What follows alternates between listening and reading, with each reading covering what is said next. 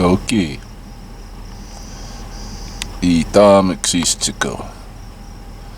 Good day.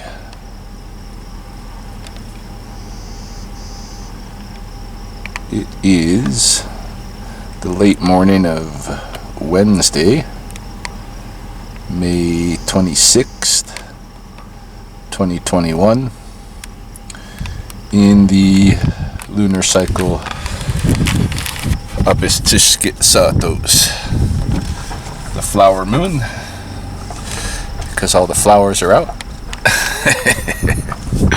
Actually, it used to be more specific, Otsik and Yatos, the golden bean's moon, the flower of the golden bean in particular.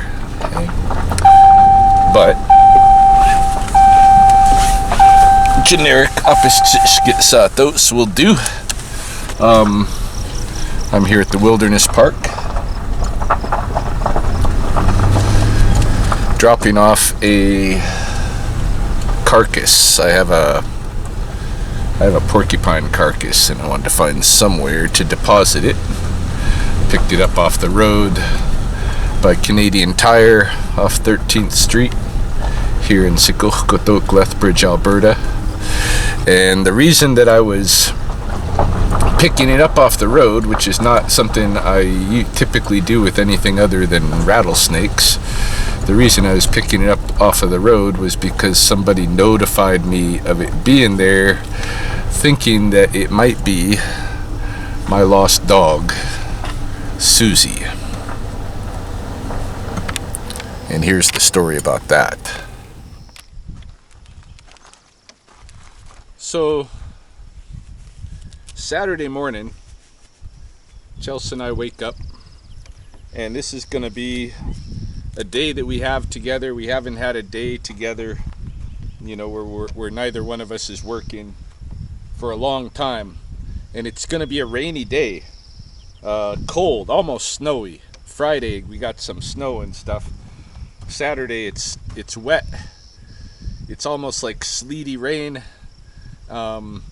And we get to spend the day together. So we wake up kind of late, about 8:30, 9 o'clock in the morning, and get up, start making some coffee, let the dogs out. And it's the usual routine. I normally let the dogs out. I tell them to go in the backyard, which they sometimes mind and do. And then when they don't do that, what they'll do is they'll kind of walk down my fence line and go toward the alley. But they stop at the alley in that direction. In the other direction, there's a rock in my front yard, and they stop there. And so I don't really worry about them running away or anything. What I get concerned about is that maybe they'll see a cat or rabbit or something and run across the road, possibly get bumped, or somebody will come by with walking their dog, and maybe they'll go after that person. Like, they're not going to bite anybody or anything, but they might harass them a little bit.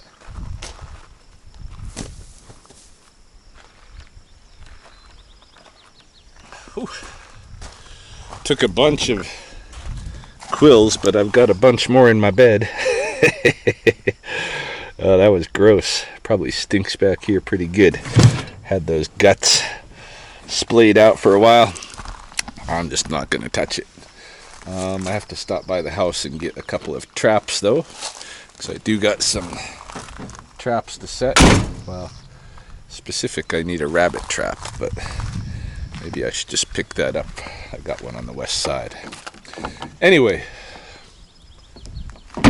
let the dogs out, and I don't worry too much about them, hey? Let them do their thing. And they came about 20 minutes later, came to scratching at the door. Maybe it was a little longer than 20 minutes, but not too much. Might have been 30 minutes. Scratching at the door.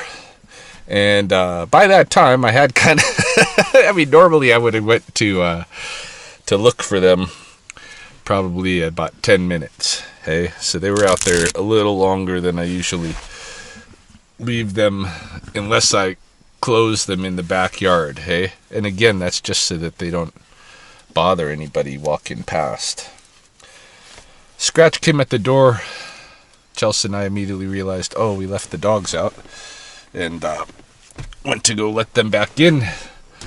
But only Polly, our older male dog, father of Susie, our younger female, only Polly was there. Susie wasn't there.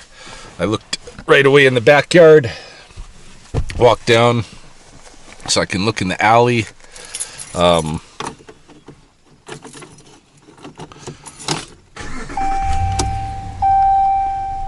Called for her. When I didn't see her, I got dressed real quick, got in the truck, and, basically within 10 minutes of realizing that she wasn't there with Polly, I had already been canvassing the blocks around our house, and getting wider and wider in the circle until I was about maybe 3-4 blocks out from our house. I looked at every street, every alley, and I couldn't find Susie. And at that point, I didn't think she could get further than that, that little time, or that not only that but would she? I mean, she could, anybody could, but would she? It seemed very, very unlikely, because Susie was such that, like, I can take Polly for walks. He's civilized. I can take him to the dog run and everything. But Sue won't go. Hey, she's a homebody. Her world is just as small as our little property. And she didn't go anywhere. We tried to take her for a walk on a leash with Poe just down the road, and she won't go past the borders of our yard, her defined borders. And if you try to drag her past there, she's like a floundering fish on the end of the line and acts like you're trying to kill her. I had to, the one time we tried to walk around the block, I had to pick her up, carry her, and then I carried her about a third of the way, set her down, and as soon as I set her down, she started running for home, as far as her leash would take her, and then floundering around again. So then I carried her the rest of the way until I could actually see the house in front of us. We got that far around the block that I could see our house. Set her down, and again she tried to run back the other way. So, she's a homebody, and her world is so small. If she gets outside that world, I could see her getting lost, and I think that's what happened. I don't know how exactly, but I suspect Polly convinced her to go for a little walk beyond the boundaries of our yard. And she was MIA. When we seen, after I just quickly raced around our neighborhood to see if I could find her, and I couldn't, I thought, oh, she must have got picked up, because she wouldn't even went this far. I should be able to find her. She must have got picked up. And so I went and into the house, talked to Chelsea about it, and we started putting things on social media, on the Lost Pets of Lethbridge Facebook page, on the Pet Network, the Lethbridge area Pet Network, on the Alberta Lost Pets pages, anything we could think of that made sense. We started putting it out there, and then I went to the studio, produced signs, and Chelsea and the kids went around the neighborhood calling for Susie and putting up signs on the light posts and all that kind of thing. Hey, all of that took place within, the immediate hours after finding out that she was, not there. But our assumption at that point is that somebody had her and they just didn't know how to get her to us yet. So we put it out there, and by the end of the afternoon, as things started to get toward dusk again, we started thinking, hey, maybe she was stolen. That's another potential explanation. We do have some drug houses in the area. We have had our vehicles broken into and stolen from and stuff. So it's not, beyond the potential reality that somebody might just conveniently see a Chihuahua puppy, think, hey, this thing's probably worth $300-400. Maybe I can cash it in for even $100 worth of drugs. Hey, bring it to this house. Maybe they'll be impressed. They'll give me something. You know, I could see that happening. That's what started to put, because I didn't have any other explanation for why a Chihuahua puppy would disappear in North Lethbridge and people wouldn't see it, go online, see that they're missing dog, and notify me. I put it out on my rattlesnakes page. I mean, thousands of people saw it right away, and it was shared many, many, many times over. And so, you know, in our heads, by day 2 especially, our only explanation was that she was stolen. And so we put out a new ad and offered $500, no questions asked, for the safe return of Susie. And pretty quickly we started getting calls then, once we put out that ad. I did get some criticism too from people. Why are you saying your dog is stolen? There's not evidence that your dog is stolen, you know. And I get that, and in fact, I think evidence now shows that she wasn't stolen. She did wander off. But it was shocking to me. I couldn't, in my world, she didn't do that, okay? But I could see once she'd wander off with Polly, I could see her getting lost because her world is so small. Any case, we got some clues. Some people had sighted her around St. Paul's School, which was maybe 10 blocks southeast of us. So I spent the rest of the day, and it was rainy day. She had had a rainy, cold night. In fact, this whole thing had been rain. So Sunday all day, rainy. And I was out there searching, and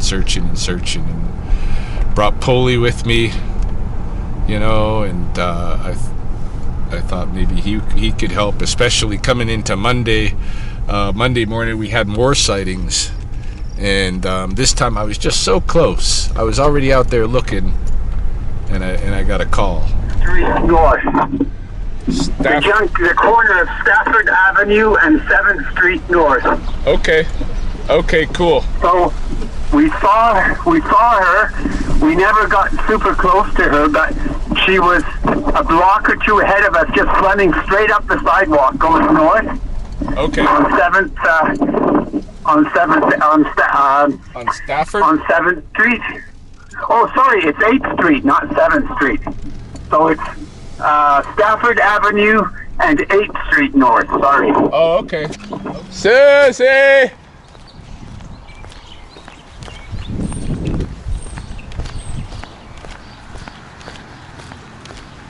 Sus!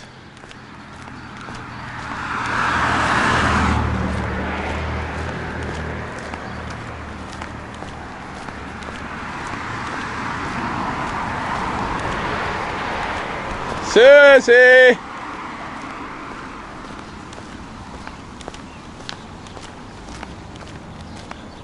Susie!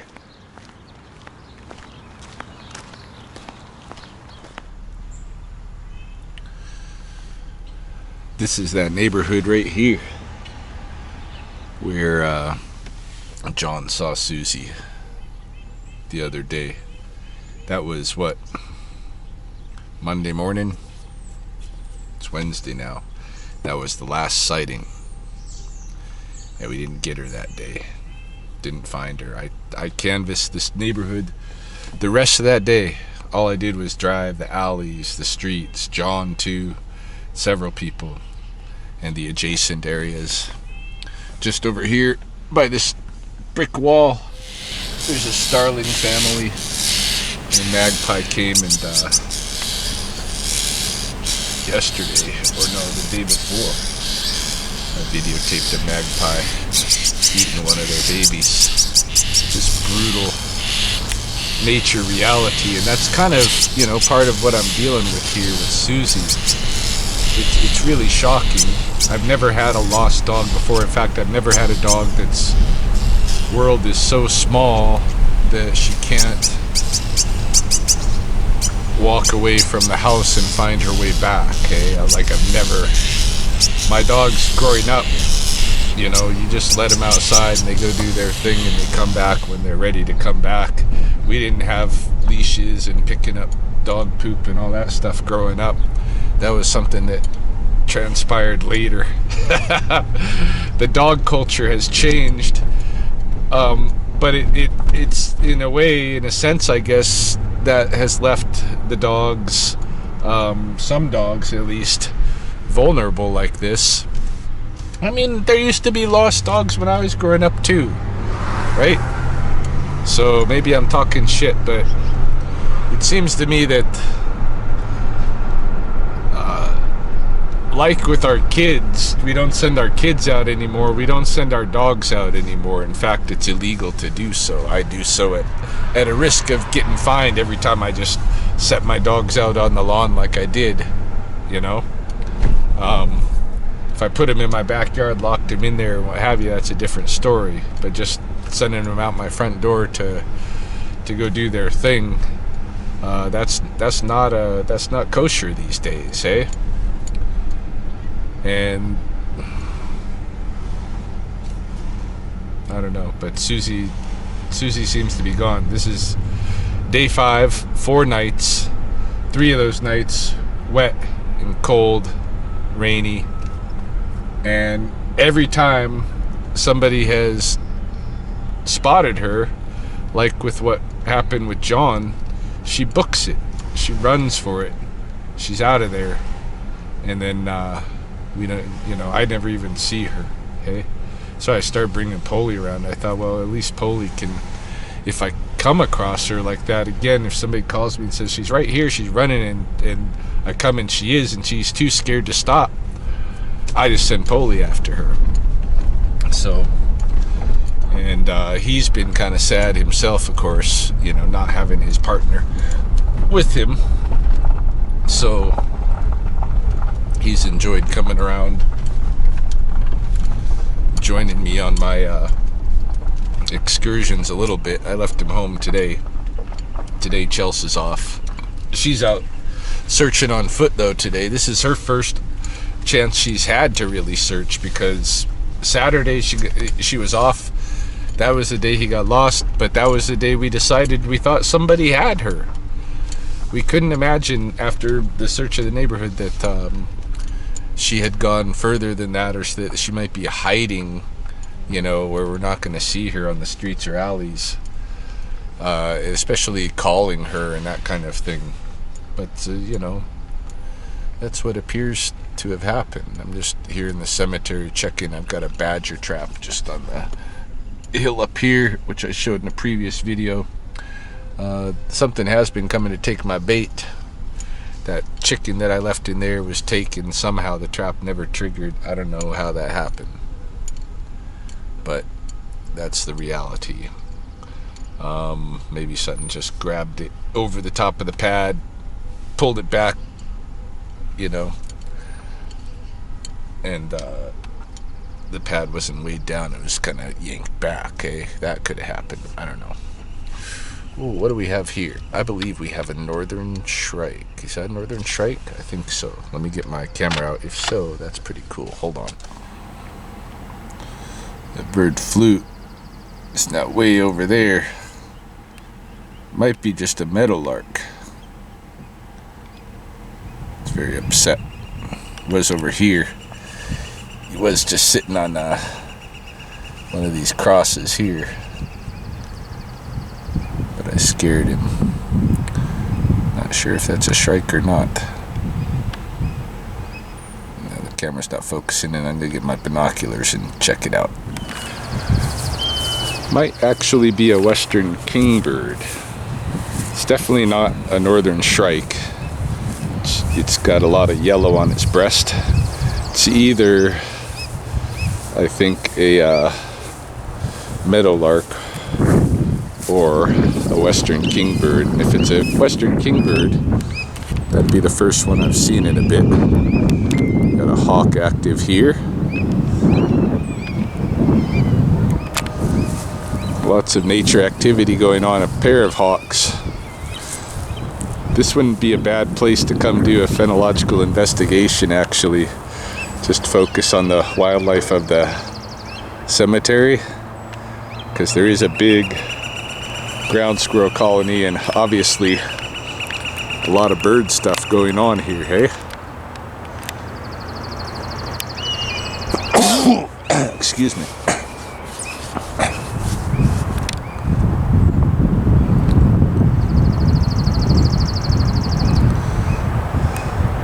Yeah, nature tends to distract me. Oh, I'm feeling sneezy. See if we can solve that mystery. Where do you go? Long gone, I'm sure.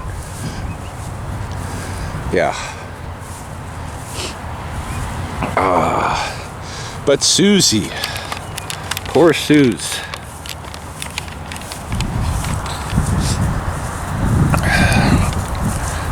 She's lost, and I haven't had a single report since Monday morning, and it's now Sunday, and I don't know what her survivability is. I was surprised to even be getting calls back on Monday. Look at this. Again, this is the badger messing around next to a grave site. The badger that I'm trying to catch out here. Kind of hoping that Susie will poke her way out here, because the neighborhood where she was in is just on the other side of this plant here. When John talked to her, she was just out that way. Shit. Suze, or didn't talk to her when you seen her. I don't know. It's all pretty upsetting. I've never lost a dog before. You know, not like lost. I've never. It's almost demasculating. You know, that was my sense of things yesterday. To not be able to find her. I can't imagine what a father would go through if his child got lost, you know, and you're on day 5 and you can't find your child, and it just like wandered out into the world and got lost like this, you know. It must really be hard, you know, because as a man you feel like you should be able to go out and find, especially me in this case. Who better to find a lost dog than the wildlife guy that works with the animals every day, the trapper. And yet I can't find my dog, and I don't know what to do about that.